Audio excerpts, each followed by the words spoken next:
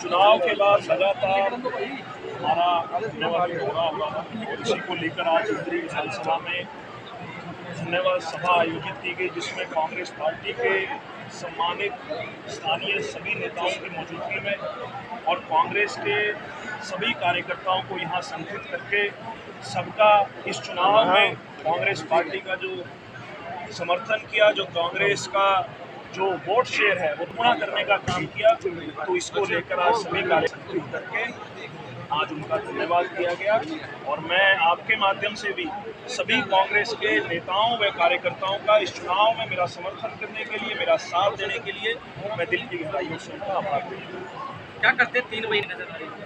देखिए, अक्टूबर के अंदर चुनाव है। प्रदेश के अनेकों मुद्दे, चाहे वो किसानी से जुड़े हुए मुद्दे हों, चाहे शहरों से जुड़े हुए मुद्दे हों, चाहे क्राइम की बात हो, चाहे अनएम्प्लॉयमेंट की बात हो, विभिन्न मुद्दों को लेकर कांग्रेस पार्टी इन चुनावों में जाएगी। बहुत जल्द हमारा मैनिफेस्टो भी लॉन्च होगा।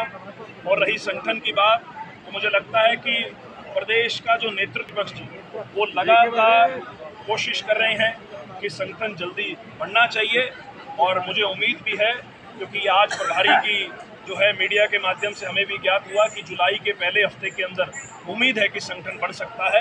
लेकिन मुझे लगता है कि 9.5 साल की विफल सरकार के सामने मुद्दे अनेक हैं, लेकिन कांग्रेस पार्टी एकजुट होकर इन सभी मुद्दों पर चुनाव लड़ने जा रही है। तो कांग्रेस पार्टी ने पूरी एकजुटता से ये चुनाव लड़ा। सभी हमारे स्थानीय नेताओं ने मेरा साथ दिया और मैं सभी का धन्यवाद करता हूं। देखिए, 9.5 साल खट्टर साहब मुख्यमंत्री रहे और इस प्रदेश का बेड़ा गर्क करने का काम किया। अब नायब सिंह सैनी जी आए हैं। सबसे पहले तो आते ही सीईटी की जो उन्होंने भर्ती करी थी, आप देखिए कि लगे हुए नौजवानों को सुप्रीम कोर्ट ने ऑर्डर दे दिया हटाने का। ये किस प्रकार की पॉलिसी ये सरकार बना रही है? सीईटी पॉलिसी आते ही सबसे पहला विरोध हरियाणा में अगर किसी ने किया तो हरियाणा युवा कांग्रेस ने किया, कांग्रेस पार्टी ने किया। लेकिन जल्दबाजी में नौजवान और रही सिर्फ शिलान्यास की बात, ये सरकार जाती हुई सरकार है।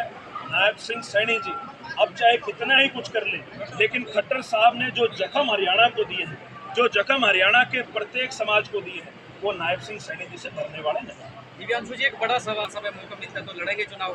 देखिए, मैं संगठन का व्यक्ति हूँ, मैं सच्चे मन से सेवा की। पार्टी ने इस बार मुझे मौका दिया करना लोकसभा से जनता की सेवा करने का। मैं जनता के बीच में, पार्टी मुझे जो जिम्मेवारी आगे देगी उसको खुशी खुशी सर माथे पर स्वीकार करूंगा। क्या लगता है जिस प्रकार से स्टेज से भी काफी बार कार्यकर्ताओं ने बोला कि आपसी फूट कहीं ना कहीं कांग्रेस में जो है मैं करनाल लोकसभा के चुनाव के परिप्रेक्ष्य में ये कह सकता हूँ कि कांग्रेस पार्टी के सभी नेताओं ने मेरा लोकसभा में 5 सीटें जो है कांग्रेस की बीजेपी की आई है। क्या किस रूप में? देखिए, इस चुनाव के अंदर ये बात तो सीधे तौर पर तय है, जहाँ लोकसभा के चुनाव में राष्ट्रीय मुद्दों का असर होता है, जहाँ पिछली बार कांग्रेस का खाता नहीं खुल पाया था और इस बार कांग्रेस पार्टी बराबर पर खड़ी हुई है। और अगर मैं विधानसभा के परिप्रेक्ष्य में इस नतीजे को देखूं तो 46 विधानसभाओं पे कांग्रेस ने बढ़त बनाई है। ये सीधा संकेत है। सभा के चुनाव में कम हावी होते हैं, लेकिन अब क्योंकि सीधी टक्कर मनोहर लाल खट्टर जी के 9.5 साल के शासनकाल से, मुझे लगता है कि प्रदेश की जनता पूर्ण बहुमत से कांग्रेस पार्टी को सत्ता में स्थापित करने का मन तैयार कर शैलजा जी को कहीं पर रही थी।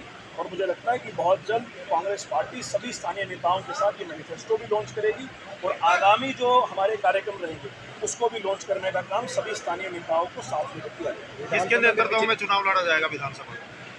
किसके नेतृत्व? आदरणीय खड़गे जी के नेतृत्व में, आदरणीय राहुल गांधी जी के नेतृत्व में, आदरणीय दीपक बाबरिया जी के नेतृत्व में, आदरणीय चौधरी भूपेंद्र सिंह हुड्डा जी के नेतृत्व में और चौधरी उदय भान जी के। क्या लगता है सीएम का? देखिए, मेरी व्यक्तिगत तौर पे राय माने तो मैं हुड्डा साहब का बहुत बड़ा फैन हूँ। 10 साल का शासनकाल मैंने हुड्डा साहब का देखा और 10 साल का शासनकाल जो है मैं हुड्डा साहब को देखता हूँ। और मेरी व्यक्तिगत राय मानी जाए तो बिल्कुल मैं चाहता हूँ कि हुड्डा साहब मुख्यमंत्री बने, लेकिन ये फैसला पार्टी का फैसला। पिछले पार्टी ने नारा दिया था, क्या लगता है आपको? 75 बार का नारा 40 पे खुश हो गया था और इस बार तो मुझे लगता है कि बीजेपी 2.5 का आंकड़ा भी इस चुनाव में छू नहीं पाएगी।